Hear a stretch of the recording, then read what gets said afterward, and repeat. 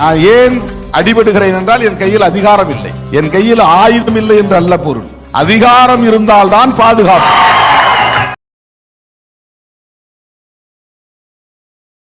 அதிகமாக அவமானப்படுத்தப்பட்ட தொல்லைப்படுத்தப்பட்ட ஒரு சிலை இருக்கிறது சொன்னால் அது அறிவர் அம்பேத்கர் அவர்களினுடைய சிலை.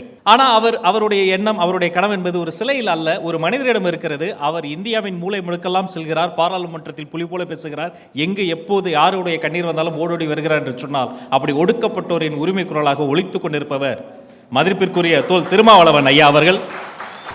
சார் வணக்கம்.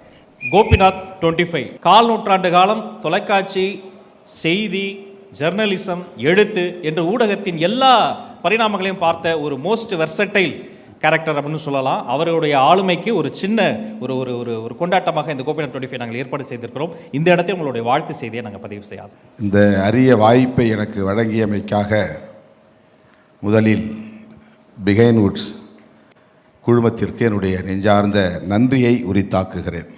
நண்பர், தோழர் கோபிநாத் சமகாலத்தவர், கான்டெம்பரரியன். நான் அரசியல் களத்தில் அடியெடுத்து வைத்த காலத்தில்தான் தோழர் கோபிநாத் ஊடகத்தளத்தில் அடியெடுத்து வைத்தார். அவ்வப்போது போராட்ட களத்தில் சந்தித்துக் கொள்வதுண்டு. பாரிமுனையில் உயர்நீதிமன்றம் எதிரே, குரலகத்தின் எதிரே அப்போதெல்லாம் போராட்டம் நடத்த அனுமதி வழங்குவார்கள். எனக்கு நன்றாக நினைவிருக்கிறது. தரையிலே ஒரு உண்ணாவிரத போராட்டத்தில் நான் அமர்ந்திருந்த போது கோபிநாத் அவர்கள் என்னிடத்திலே மைக்கை நீட்டி கேள்வி கேட்டது இன்னும் எனக்கு பசுமையாக நினைவிருக்கிறது. சிலரை பார்த்தால் நமக்குள் ஒரு பாசிட்டிவ் வைப்ரேஷன் உருவாகும், சிலரிடத்தில் ஒரு நெகட்டிவ் வைப்ரேஷன் இருக்கும். ஏன்னா இவரை பார்க்க போகிறோமே, ஒரு நெகட்டிவிட்டி இருக்கும். கோபிநாத் அவர்களை நான் முதலில் பார்த்தபோதே எனக்குள் ஒரு பாசிட்டிவ் வைப்ரேஷன் உருவானது. அந்த அளவுக்கு ஒரு என்கரேஜிங் கேரக்டர், ஒரு பாசிட்டிவான அப்ரோச் உள்ள ஒரு பர்சனாலிட்டி. அதற்கு பிறகு 2 பேரும் சந்தித்துக் கொள்வதற்கான வாய்ப்பே இல்லை. ஆனால் என்னை அவர் அறிவார், நான் அவரை அறிவேன். இந்த 20-25 ஆண்டு காலத்தில் அவர் இந்த அளவுக்கு பல ஆளுமைகளால், புகழ்பெற்ற பல பேராளுமைகளால் வியந்து வியந்து போற்றி போற்றி பாராட்டக்கூடிய அளவுக்கு ஒரு இடத்தை தொட்டிருக்கிறார். தன்னுடைய ஆளுமையை அவர் நிறுவியிருக்கிறார் என்பது எனக்கு பெருமை அளிக்கிறது, மகிழ்ச்சி அளிக்கிறது. அவரை பாராட்டி அல்லது வாழ்த்தி ஓரிரு நொடிகள் பேசுவதற்கான வாய்ப்பு கிடைத்ததை எண்ணி உள்ளபடியே நான் பூரிப்படைகிறேன். இங்கே நடந்த நிகழ்வுகளையெல்லாம் நான் பார்த்தேன். அவருடைய குடும்பத்தோடு அவருக்கு எந்த அளவுக்கு பிணைப்பு இருக்கிறது, குடும்ப உறவுகள் எந்த அளவுக்கு நல்லிணக்கத்தோடு இருக்கிறது. நண்பர்களைப் போல அண்ணன், தம்பி, சித்தப்பா, பெரியப்பா ஆகியோரை பார்க்கிற, அணுகுகிற ஒரு முதிர்ச்சி. பொதுவாக மனிதனுக்கு பகை தோன்றுவதே குடும்பத்தில் இருந்துதான். இதுதான் ஹியூமன் நேச்சர். அண்டையில் இருப்பவனிடம் தான் முதலில், நட்பிலிருந்து தான் பகையே உருவாகும், பொறாமை உருவாகும், காழ்ப்புணர்ச்சி உருவாகும். அவ்வளவு எளிதாக ஏற்றுக்கொள்ள மாட்டார்கள், வளர்ச்சியை அங்கீகரிக்க மாட்டார்கள், ஊக்கப்படுத்த மாட்டார்கள். இது மனித இயல்பு.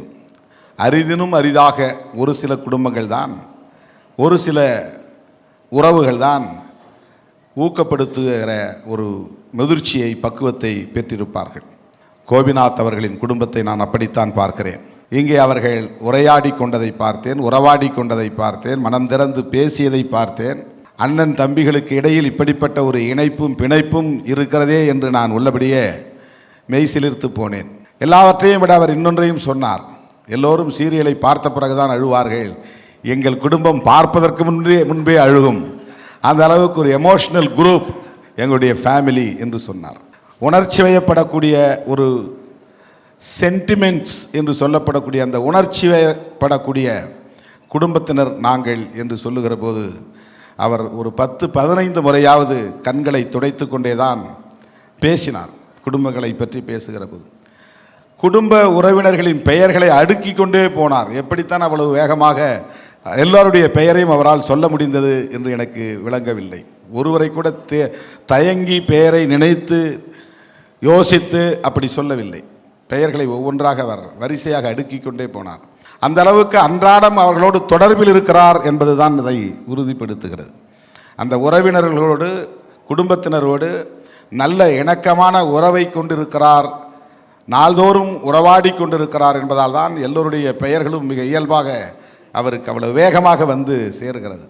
அந்த குடும்ப பாசம் அல்லது குடும்ப பிணைப்பு அந்த உறவை நல்ல பாசிட்டிவ் ஒரு நேர்மறையான போக்கிலே வளர்த்தெடுத்திருப்பது அதுதான் மிக முக்கியமானது.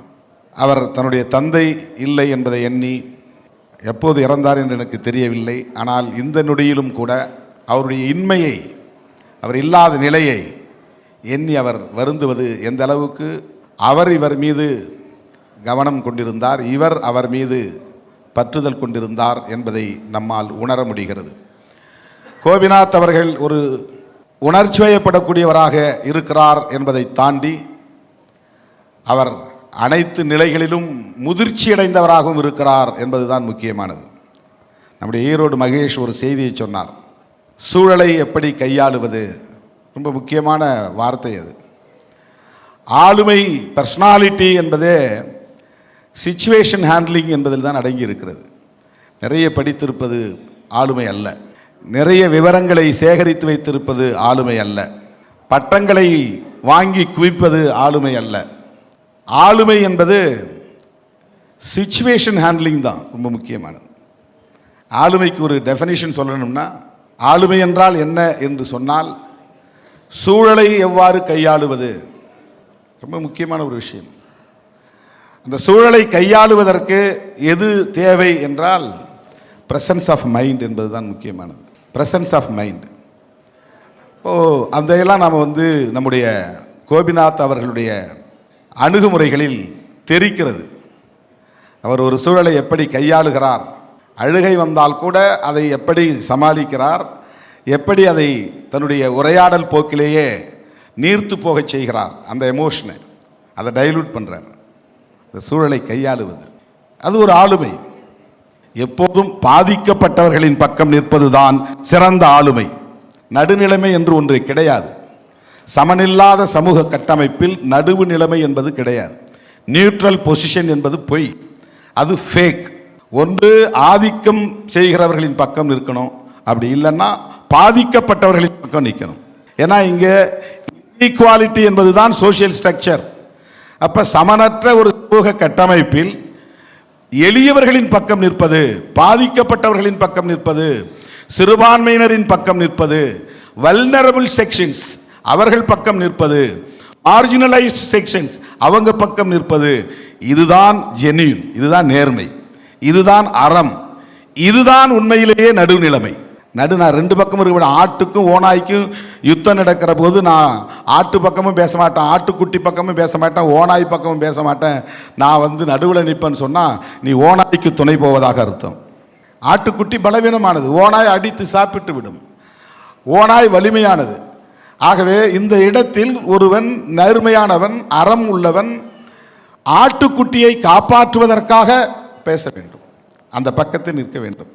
அதை போன்ற அறம் சார்ந்த ஆளுமைகளாக இன்றைக்கு ஊடகத்தளத்திலே நிமிர்ந்து நிற்பவர்கள், மிளிர்ந்து நிற்பவர்கள், நான் சொன்ன இந்த தோழர்கள், அதிலே நம்முடைய கோபிநாத் அவர்கள் இன்றைக்கு வெள்ளி விழா காணுகிறார். இந்த தளத்தில் தான் உள்வாங்கிய கருத்தில் உறுதிப்பாட்டோடு இன்று இருந்து வெள்ளி விழா காண்கிறார். எனக்கு ஒரு புதிய செய்தி என்னவென்றால், ரொம்ப வியப்புக்குரிய ஒரு விஷயம், அவர் ஊடகவியலாளர் என்பதை தாண்டி ஒரு மோட்டிவேஷனல் ஸ்பீச் கொடுக்கக்கூடிய ஒரு ஆரேட்டர், ஒரு பேச்சாளராக விளங்குகிறார்.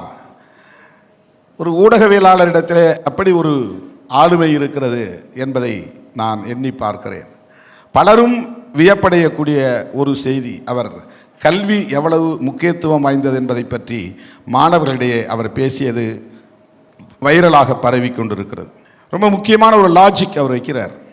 நம்மளை ஏமாற்ற பார்க்கிறார்கள், இது இந்த ஆங்கிள் என்பது ரொம்ப முக்கியமான ஒரு கோணம்.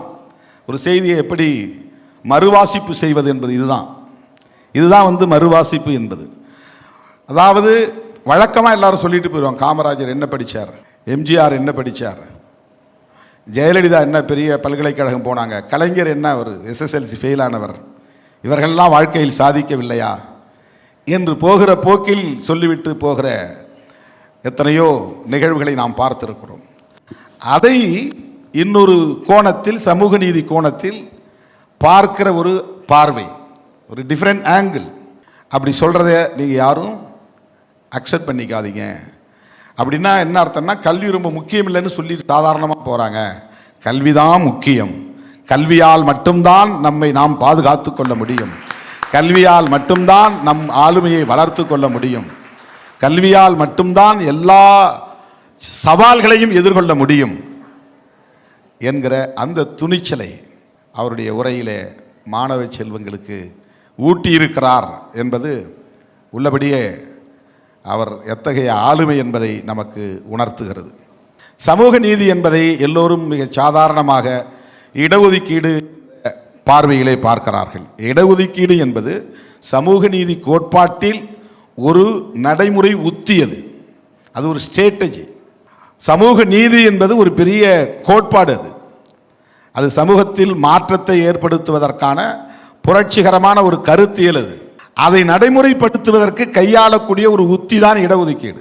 இடஒதுக்கீடு மட்டுமே சமூக நீதி அல்ல. மறுபடியும் நான் சொல்லுகிறேன், விளிம்பு நிலை மக்களை எம்பவர் செய்வதுதான் சமூக நீதி. எம்பவர்மெண்ட் ஆஃப் மார்ஜினலைஸ்ட் செக்ஷன்ஸ் என்பதுதான் சோஷியல் ஜஸ்டிஸ். பொருளாதார அடிப்படையில் சொல்லக்கூடியதல்ல. அதனால தான் இது சமூக நீதினே பேர். இல்லைன்னா பொருளாதார நீதின்னு தனி இருக்கு. அரசு கான்ஸ்டிடியூஷன்லே நீதி 3 வகையாக சொல்லப்படுகிறது: social justice, economical justice, political justice. 3 வகையான நீதி இருக்கிறது. ஆனால் சமூக நீதிக்குத்தான் முன்னுரிமை, முக்கியத்துவம் இங்கே இருக்கிறது. ஏனென்றால் இந்த சமூகத்தில் பெரும்பான்மை மக்கள், உழைக்கிற மக்கள், கல்வி மறுக்கப்பட்டவர்களாக இருக்கிறார்கள். அதனால் பொருளாதாரத்தில் பின்தங்கி இருக்கிறார்கள். கல்வி மறுக்கப்பட்டவர்களாக இருக்கிறார்கள், அதனால் அதிகாரத்தை இழந்திருக்கிறார்கள். பொருளாதாரம், கல்வி எதற்காக என்றால் அதிகாரத்திற்காகத்தான். அதிகாரம்தான் அல்டிமேட், அதிகாரம்தான் இறுதி இலக்கு. நான் ஏன் அடிபடுகிறேன் என்றால் என் கையில் அதிகாரம் இல்லை, என் கையில் ஆயுதம் இல்லை என்று அல்ல பொருள். ஆயுதம் இருந்தாலும் அவனுக்கு பாதுகாப்பு கிடையாது. அதிகாரம் இருந்தால்தான் பாதுகாப்பு. இப்போ அதிகாரம் என்பது வெறும் பொலிட்டிக்கல் பவர் அல்ல. ஒரு விஏஓ ஆவது கூட அதிகாரம் தான். ஒரு ஸ்கூல் டீச்சர் ஆவது கூட ஒரு அதிகாரம் தான். ஒரு தலையாரி வேலைக்கு போவது கூட அதிகாரம் தான். அதிகாரம் என்பது த்ரூ எஜுகேஷன் அண்ட் எம்ப்ளாய்மெண்ட், அதுதான் எம்பவரிங். படிக்கணும், அது ஒரு அதிகாரம். தன்னை குவாலிஃபைடு என்கிற நிலைமைக்கு ஒருவரை தகுதிப்படுத்திக் கொள்ளுதல், அது ஒரு வகையான அதிகாரம். ஒரு கட்சியிலே ஒரு பொறுப்பிலே இருப்பது அதிகாரம். ஆட்சியிலே இருந்தால்தான் அதிகாரம் என்று இல்லை, கட்சியிலே பொறுப்பில் இருப்பது கூட அதிகாரம் தான். ஒரு நிறுவனத்தில் ஒரு முக்கிய பொறுப்பிலே இருப்பது அதிகாரம். அதிகாரம் தான் மனிதர்களுக்கு நம்பிக்கையை தருகிறது, அதிகாரம் தான் மதிப்பை தருகிறது, அதிகாரம் தான் மகிழ்ச்சியை தருகிறது, அதிகாரம் தான் பாதுகாப்பை தருகிறது. அதிகாரமற்றவர்கள் தான் ஒடுக்கப்படுகிறார்கள், அதிகாரமற்றவர்கள் தான் சுரண்டலுக்கு ஆளாகிறார்கள், அதிகாரமற்றவர்கள் தான் பாதுகாப்பு இல்லாமல் இருக்கிறார்கள். எனவே அவர்களை எம்பவர் செய்ய வேண்டும். எம்பவரிங் மார்ஜினலைஸ்ட் செக்ஷன், அதற்கு மிக முக்கியமான கண்டிஷன், முன் நிபந்தனை எஜுகேஷன், கல்வி. அதனால்தான் அந்த 10 பேருக்கு அடுத்து 11வது ஒரு ஆளை யாராவது காட்டுறாங்களா? இல்லை. ஆனால் படித்து வாழ்க்கையில் சாதித்தவர்கள் லட்சக்கணக்கானோர் இருக்கிறார்கள், கோடிக்கணக்கானோர் இருக்கிறார்கள்.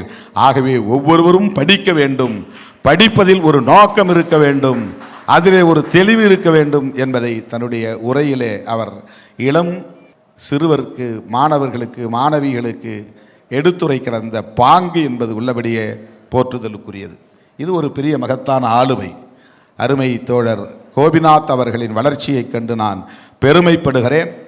அது வளர்ச்சி என்று நான் சொல்லுவதை விட முதிர்ச்சியை கண்டு நான் பெருமைப்படுகிறேன். முதிர்ச்சி என்பதுதான் ஆளுமைக்கான அடையாளம், வளர்ச்சி அல்ல. பொருளாதாரத்தில் எவ்வளவும் வளர்ச்சி அடையலாம், கல்வியில் எவ்வளவும் வளர்ச்சி அடையலாம். ஆனால் ஒரு எம்ப்ளாயை எப்படி ட்ரீட் பண்ணணும்னு அவனுக்கு தெரியாது, ஒருத்தரை எப்படி ரிசீவ் பண்ணணுங்கிறது தெரியாது, எப்படி ஒருத்தரை ரியாக்ட் பண்ணணுங்கிறது தெரியாது. மனிதர்களை எப்படி மதிக்கணுங்கிறது தெரியாது. படிப்பு நீளமான படிப்பு இருக்கும், பெரிய கோடீஸ்வரனாக இருப்பான், கோடீஸ்வரனாக இருப்பது வளர்ச்சி. மிகப்பெரிய படிப்பாளியாக இருப்பான், படிப்பாளியாக இருப்பது வளர்ச்சி. மனிதர்களை எப்படி நடத்த தெரியாது, மதிக்க தெரியாது. அன்பு, அருள், கருணை என்கிற அந்த பண்புகள் இருக்காது. பண்பில்லாமல் எந்த வளர்ச்சியும் பயன்படாது. பண்பு என்பதற்கான ஒரே அளவுகோல் முதிர்ச்சி, மெச்சூரிட்டி, பக்குவம். தமிழில் பக்குவம். அந்த பக்குவம் நிறைந்த ஒரு ஆளுமையாக இன்றைக்கு கோபிநாத் அவர்களை நான் பார்க்கிறேன். அதைவிட முக்கியமாக இடதுசாரி சிந்தனையுள்ள, முற்போக்கு சிந்தனையுள்ள, ஜனநாயக மாண்புகளை கொண்ட, சமூக நீதி பார்வையுள்ள, எளிய மக்களை, பாதிக்கப்பட்ட மக்களை பாதுகாக்க வேண்டும் என்கிற பொறுப்புள்ள ஒரு ஆளுமையாக கோபிநாத் அவர்களை பார்ப்பதில் நான் மகிழ்ச்சி அடைகிறேன். அவர் இந்த தளத்தில் இன்னும் சாதிக்க வேண்டும், இன்னும் அவர் பல்வேறு சாதனைகளை படைத்து அவர் பிறருக்கு முன்மாதிரியாக வாழ்ந்து காட்ட வேண்டும் என்பதை என்னுடைய ஆசையாக விளைவாக வெளிப்படுத்தி அவரை நான் வாழ்த்தி பாராட்டி இந்த வாய்ப்பு நல்கிய பிகைன் வுட்ஸுக்கு மீண்டும் ஒரு முறை என்னுடைய நெஞ்சார்ந்த நன்றியை தெரிவித்து விடைபெறுகிறேன். நன்றி, வணக்கம். Thank you so much sir. நன்றி.